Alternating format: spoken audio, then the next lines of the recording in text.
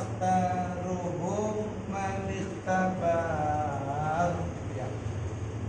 Atasnya ada sebenarnya itu wajibun alaihim muhattamu qabla syuru'i awalan ayya'lamu makharijal hurufi wasifati liyantiqu bi afsahil lughati.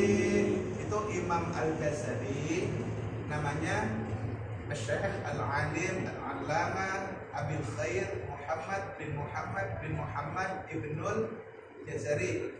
Abul Khair Muhammad bin Muhammad ya Ibnu Al-Jazari.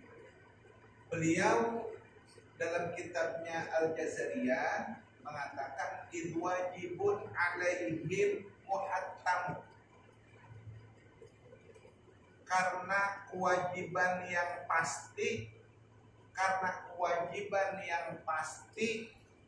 atas orang yang membaca Al-Quran, ya, kewajiban yang pasti atas orang yang membaca Quran qabla syuru'i, sebelum ia membaca Quran, sebelum ia belajar hukum-hukum tajwid yang lain, ya, awalan ayya'lamu, yang pertama adalah ayya'lamu, mereka harus mengetahui, harus mempelajari awalan pertama sebelum belajar hukum-hukum tajwid yang lain, ya, masalah mudud panjang pendek, masalah ahkamun nun wa tanwin, ahkamul mim, hukum nun dan tanwin, hukum mim mati, ya, hukum-hukum yang lain. Sebelum belajar itu yang pertama harus dipelajari adalah, ya, makharijal huruf wasifat. Yang pertama harus dipelajari adalah mengetahui tempat-tempat keluar huruf dan sifat-sifat huruf. Liyantiqu bi afsahil lughati. Menurut Imam Al-Ghazali, kalau orang sudah belajar makharijul huruf dan sifat huruf, liyantiqu, supaya mereka mengucapkan setiap huruf Al-Quran bi afsahil lughati, dengan bahasa yang paling fasih, bahasa yang lebih fasih, lebih bagus. Karena orang itu kalau udah belajar makharijul huruf dan sifat huruf, insya Allah dalam pengucapan hurufnya dia tahu menempatkan huruf dan dia tahu sifat-sifat hurufnya, sehingga dalam pembacaannya, ya, insya Allah nggak salah, tidak keluar dari hukum-hukum tajwid. Nah, orang yang sering suka kepleset, suka keliru di dalam membaca, mengucapkan huruf, karena dia nggak tahu makharijul huruf dan sifat huruf, dia nggak tahu tempat keluar huruf, dan dia nggak tahu sifat-sifat huruf. Sehingga ya kalau nggak tahu, ya bacanya ya nggak sesuai hukum tajwid. Kalau dia tahu apa yang menjadi hak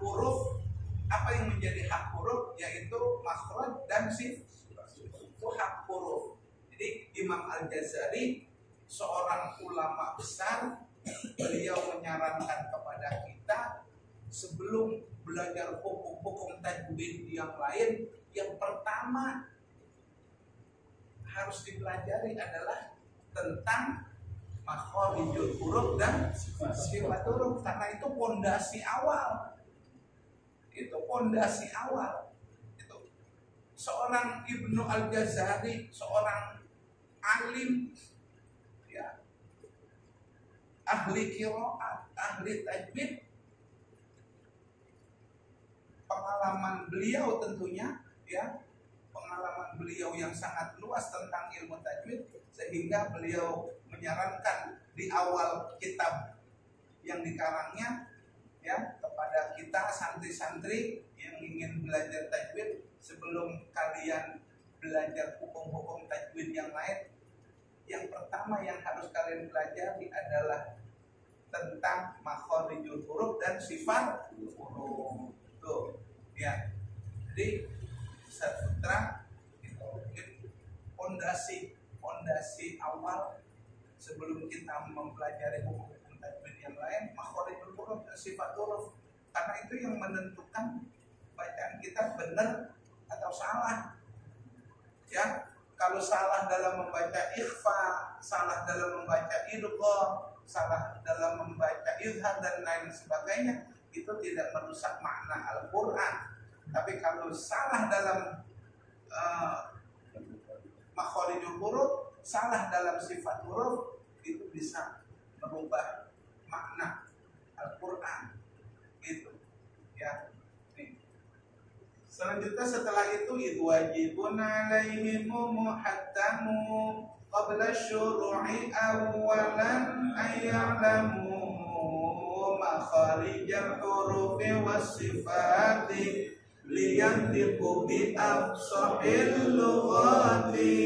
Langsung masuk poin. Makharijul hurufi sab'ata asyara alladhi yakhtaruhu fa'aliful jawfu wa ukhtaha wa lihurufu maddil lil hawa tadi. Makharijul hurufi, adapun tempat-tempat keluar huruf, tempat-tempat keluar huruf, ya, itu ada sab'ata asyara, ada 17 tempat, ya, ada 17 tempat. Ini menurut pendapatnya Imam Al-Ghazali, Imam Farloh, ya, dan lain sebagainya. Adapun, ya, walaupun ada perselisihan tentang jumlah, ya, tempat-tempat keluar huruf, ya, perbedaan itu biasa. Gitu, perbedaan itu biasa. Ada yang berpendapat tempat-tempat keluar huruf ada 16, ada 15, dan ada yang mengatakan 14. Tetapi yang populer, ya, yang menjadi pegangan ulama-ulama itu apa yang menjadi pendapatnya Imam Al-Ghazali, ya, bahwa tempat-tempat keluar huruf itu jumlahnya ada 17 tempat. Menurut siapa? Alalladzi, menurut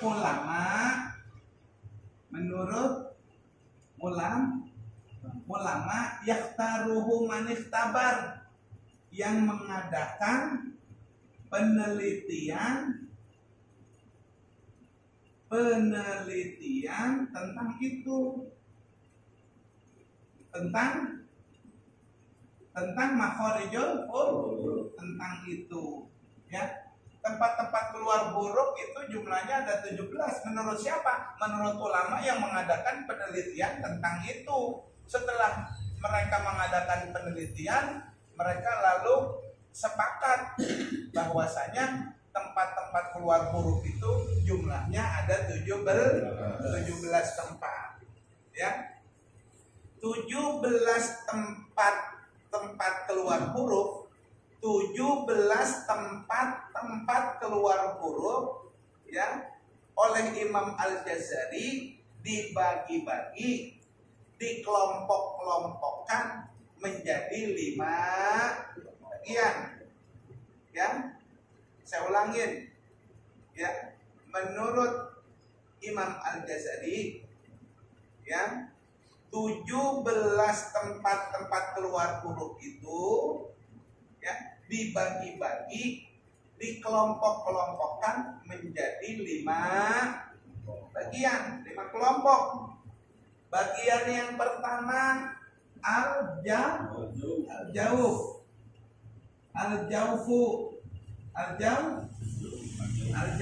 artinya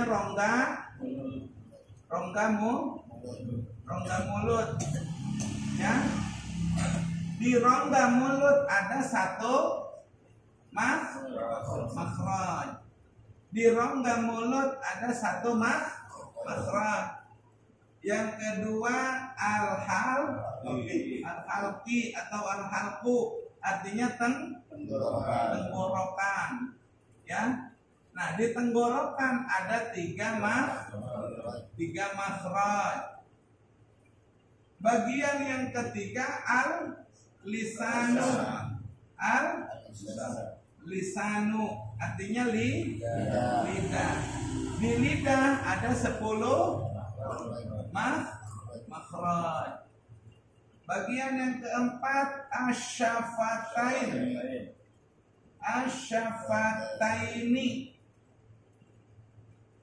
asyafataini, ya, dua bibir.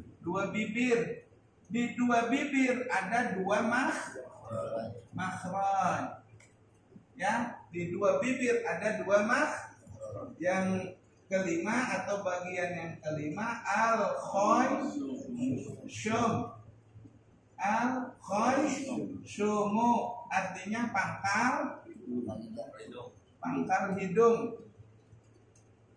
Ya, pangkal hidung. Di pangkal hidung ada 1 makhraj. Berapa seluruh jumlahnya? Di al-jawf ada 1 makhraj. Di tenggorokan ada 3, jadi 4. Di lidah ada 10 4 tambah 10 14. Di dua bibir ada 2 jumlahnya jadi 16.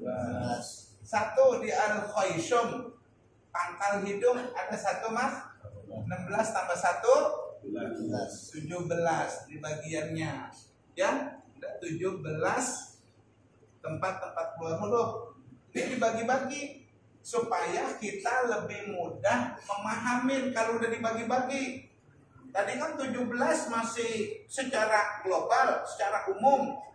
Nah, dibagi-bagi supaya kita lebih lebih mudah untuk memahami tempat-tempat keluar huruf. Nah, sekarang bagian yang pertama. Bagian yang pertama adalah al-jawf. Bagian yang pertama adalah al-jawfu, rongga mulut. Mana dalilnya? Fa'aliful jawfu wa ukhtaha wahi. Fa'aliful jawfu wa ukhtaha wahi hurufu madilil hawa ditantahi. Fa'aliful jawfu wa ukhtaha wahi hurufu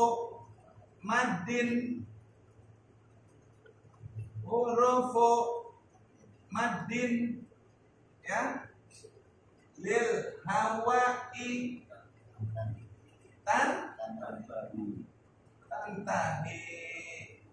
Perhatiin, fa'alifu maka huruf alif.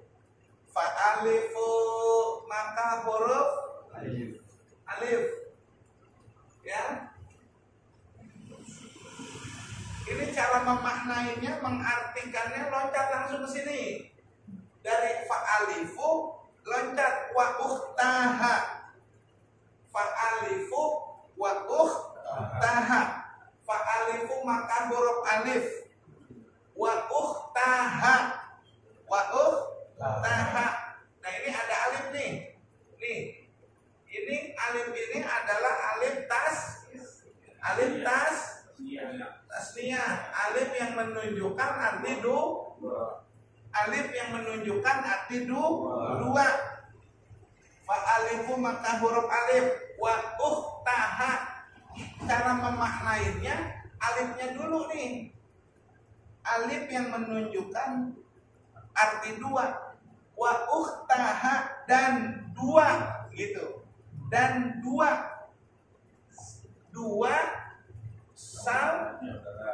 saudaranya alif. Saudaranya alif, yaitu wawu mati dan ya Waw mati dan ya mati. Waw mati dan ya mati ini saudaranya alif. Jadi jumlahnya ada tiga. Alif, waw mati, dan ya mati. Tiga huruf ini alif, ya, alif, waw mati, dan ya mati. Makhrajnya, tempat keluarnya adalah jauh. Rongga saya ulangin. Alif dan dua saudaranya yaitu waw mati dan ya mati, berarti jumlahnya tiga huruf. Alif, waw mati, dan ya mati. Makhrajnya ketiga huruf itu adalah artinya rongga lubang mulut nih. Nih kalau kita mangap, kita mangap, ini lubang mulut kita itu disebut al-jauh, lubang mulut, dan ini menjadi rumahnya, menjadi tempat keluarnya tiga huruf. Alif, waw mati, dan ya mati. Nah, alif, waw mati, dan ya mati itu tiga huruf itu wahia alif, waw mati, dan ya mati. Wahia alif, waw mati, ya mati, yang makhrajnya di al-jauh, atau rongga mulut, ketiga huruf itu adalah huruf mad.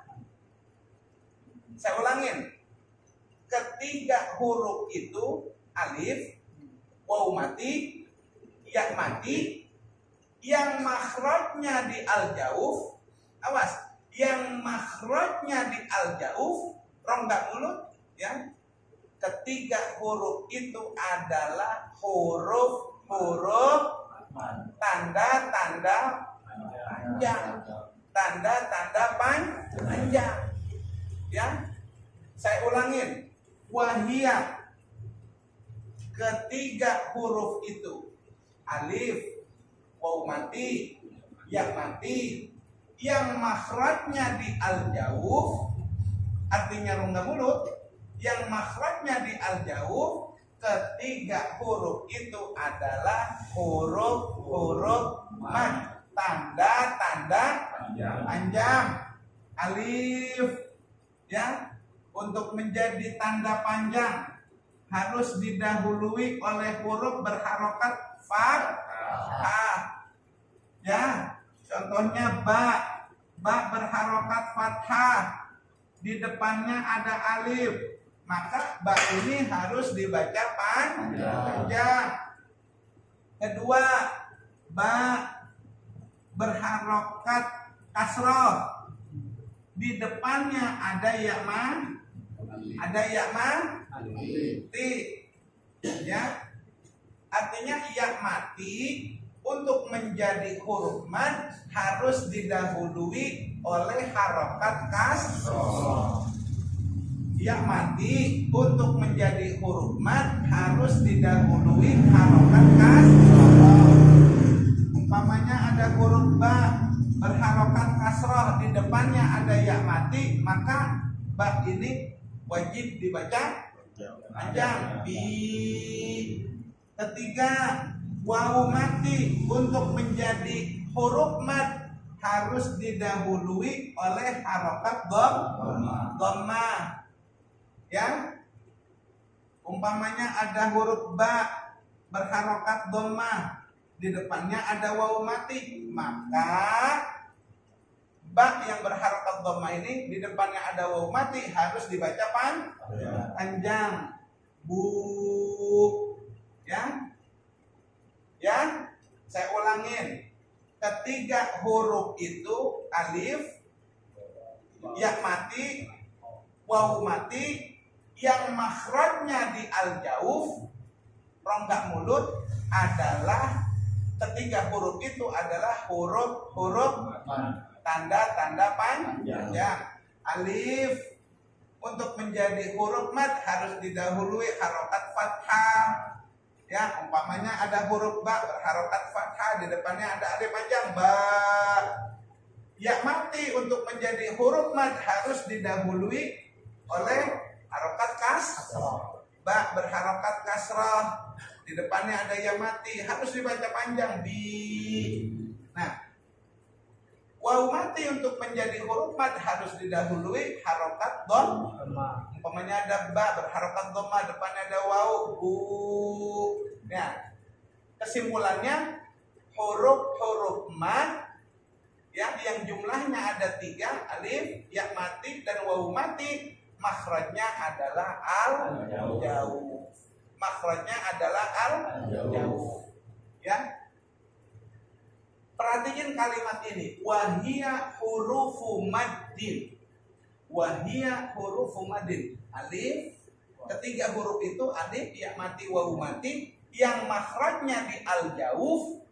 Yang makhrajnya di al-jauh adalah 3 huruf itu adalah huruf-huruf mad. 3 huruf itu adalah huruf-huruf mad. Karena apa? Karena ada yang mati, ada juga waw mati, tetapi tidak didahului, ya mati tidak didahului harokat kasrah. Ada waw mati tidak didahului harokat dhamma. Ada ya mati didahului harokat fathah.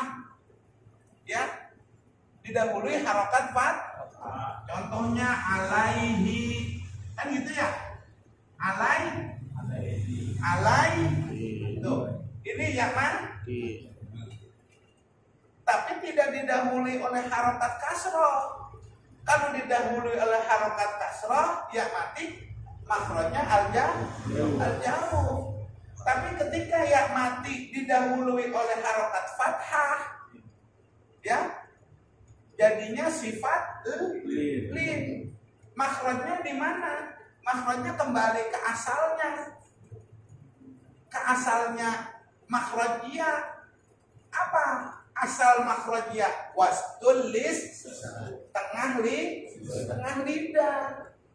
Tengah lidah. Ya. Tuh.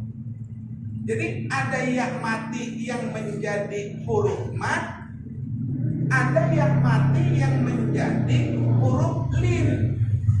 Gitu kan? Yang mati yang menjadi huruf mad didahuluin harokat kasrah. Yang mati ya, yang menjadi huruf mad didahuluin harokat kasrah. Makhrajnya al-jauh. Yang mati didahuluin harokat fathah, dia jadi huruf lin, udah bukan huruf mad. Jadi huruf lin. Makhrajnya wastul lisan. Waw mati yang menjadi huruf mad didahuluin harokat dhammah, makhrajnya al-jauh. Waw mati yang menjadi huruf mad, makhrajnya al-jauh. Tapi waw mati yang didahului harokat fathah seperti yau, yaumi, yauma, waw mati. Ini waw mati. Tapi huruf sebelumnya berharokat fathah. Waw mati yang didahului harokat fathah ini bukan huruf mad, tapi huruf lin. Makhrajnya di mana? Kalau dia jadi huruf mad, makhrajnya di al-jauh. Tapi kalau jadi huruf lin, kembali ke asalnya. Waw makhrajnya mana? Asal makhraj waw 2 bibir. Tuh. 2 bibir. Ya.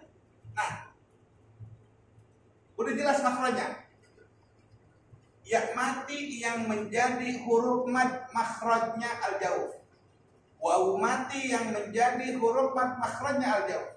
Tetapi ya mati yang didahului harokat fathah, dia menjadi huruf lin. Makhrajnya wastul lisan, kembali ke asalnya.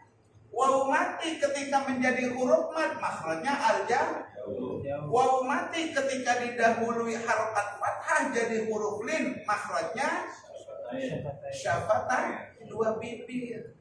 Tuh, Saputra. Nah, kalau ya mati menjadi huruf mad, wawu mati menjadi huruf mad, jelas panjangnya. I, u, bi, bu, ti, tu, ya, si, tu, dan lain sebagainya. Jelas panjangnya dua ya mati dan wawu mati yang menjadi huruf mad, jelas panjangnya mad asli, ya, panjangnya dua harokat. Nah, ya mati dan wawu mati yang menjadi huruf lin, apakah ada panjangnya? Tetap ada. Kalau ya mati, wawu mati yang menjadi huruf mad, namanya ada mad asli. Nama madnya mad asli. Ya mati, wawu mati yang menjadi huruf lin, nama madnya adalah mad dumma. Mad dunma. Dia ya mati, wawu mati yang menjadi huruf lin, ada nama madnya yaitu mad dumma. Mad dumma. Ya, mad dumma. Ayo kita peringkiin mad dumma.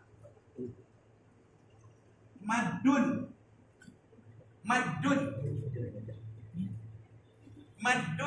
Madun ini artinya panjang. Madun artinya panjang.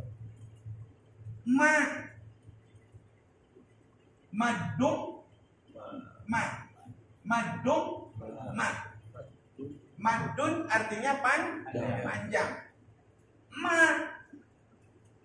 Jadi menurut guru saya kayak Muhsin Salim waktu itu, boleh disebut madumma, boleh dibaca madimma. Boleh dibaca madumma, boleh dibaca madimma. Madun artinya atau madin artinya ma ini isim nakiroh.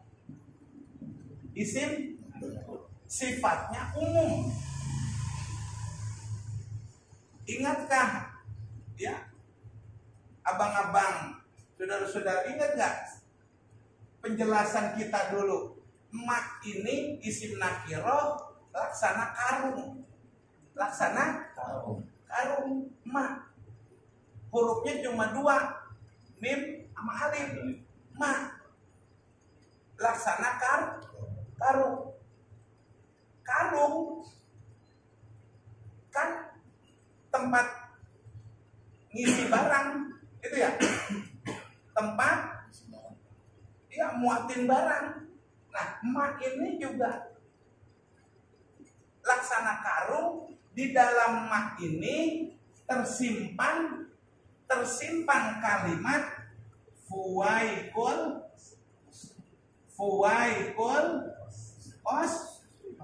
qasri. Fuwaikul qasri. Ya. Fuwaikul qasri ini kalimat tersimpan di dalam ma. Ya, artinya apa? Fuwaiku. Ayo kita terjemahin fuwaiku. Fuwaiku artinya ya sedikit di atas. Fuwaiku artinya sedikit di atas. Terus qasri ini artinya tidak ada panjang. Kalau kita urutkan artinya sedikit di atas, tidak ada panjang. Dalam bahasa yang mudah kita pahamin, sedikit di atas nol. sedikit di atas 0. Berapa sedikit di atas 0? Di atasnya 0. Habis 0 berapa? 1. Karena kalau kita bilang 2, ada yang punya mad asli. Kalau kita bilang 2, ada yang pun mad asli panjangnya berapa? 2. Nah, mad duma kagak boleh sama mad asli. Gitu. Jadi makanya bahasanya bukan mad asli, mad duma. Mad artinya panjang. Mad itu menyimpan kalimat di dalamnya. Apa yang disimpan? Fuwaikul qasri. Sedikit di atas tidak ada panjang. Sedikit di atas tidak ada mad qasr. Kalau bahasa qiraat 7 itu kalau dibilang qasr berarti kagak ada panjang. Gitu. Jadi bahasa dalam qiraat 7 kalau dibilang qasr artinya enggak ada panjang. Gitu. Sedikit di atas tidak ada panjang. Sedikit di atas 0. Nah, ini enggak selesai bahasanya sampai di sini. Fuwaiku kalau kita perhatikan bahasanya, fuwaiku ini bahasa apa? Kok sepertinya jarang kedengeran. Fuwaiku ini bahasa apa? Fuwaiku ini, Ustaz ya, Putra, fuwaiku ini asal katanya fauqo. Asal katanya fauqo. Artinya di atas. Artinya di atas. Kenapa sih ulama enggak menggunakan kata fauqo aja? Fauqol qasri, di atas tidak ada mad, di atas tidak ada panjang. Kenapa harus menggunakan kata fuwaiku? Gitu. Kenapa enggak fauqo aja? Di atas tidak ada panjang. Ternyata itulah cerdasnya ulama. Luar biasa cerdasnya ulama. Kalau menggunakan kata fauqo, Ustaz Putra, di atas tidak ada panjang. Nah, pengertian di atas itu tidak terbatas, Ustaz Putra. Dan namanya di atas, 1 jengkal di atas kepala, bisa 1 meter di atas kepala. Nah, tingginya di atas bisa di atas kepala, bisa di antennit, plafon, bisa di atas pohon, bisa di atas langit. Pengertian di atasnya itu tidak terbatas. Loh, iya dong, kalau saya bilang di atas, itu pengertian di atas kepala kita apa di atas genteng? Apa di atas pohon? Betul nggak? Pengertian di atas itu nggak terbatas. Nanti kalau dibilang fauqol qasri, di atas tidak ada panjang, bacanya bisa 2 harokat, bisa 3 harokat, bisa 4 harokat. Karena di atasnya itu tidak terbatas. Nah, bagaimana dari kata fauqo yang artinya di atas itu tidak terbatas, lalu dibatasin di atasnya? Di atasnya itu dibatasin, jangan sampai tinggi-tinggi. Gitu. Bagaimana caranya supaya pengertian di atasnya itu terbatas? Kalau fauqo kan di atasnya tidak terbatas. Nah, bagaimana supaya di atasnya itu menjadi terbatas? Tidak terlalu tinggi, maka digunakanlah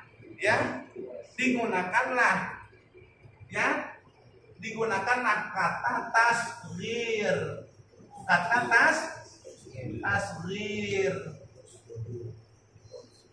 Ya, dalam ilmu nahwu, Ustaz Putra, itu ada bab namanya bab tasghir. Bab tasghir, ya, mengecilkan sesuatu atau mensedikitkan sesuatu. Nah, wazan untuk mentasghirkan kalimat, wazan yang baku itu adalah fu'ailun.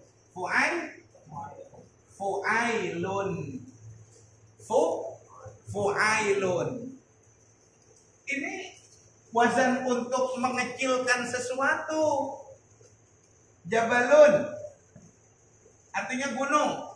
Gunung gede enggak? Gunung gede enggak? Gede. Kalau ada gunung kecil, bukit, maka digunakan kata tasghir. Jubailun. Gunung kecil, gitu. Dikecilin, ya, gitu. Apa? Jamilun. Bagus, indah, cantik. Bagaimana kalau cantiknya cuma sedikit? Jumailun, gitu. Sedikit cantik dia, gitu. Gitu. Paham? Nah, kata fauqa di atasnya tidak terbatas. Bagaimana supaya di atasnya itu terbatas?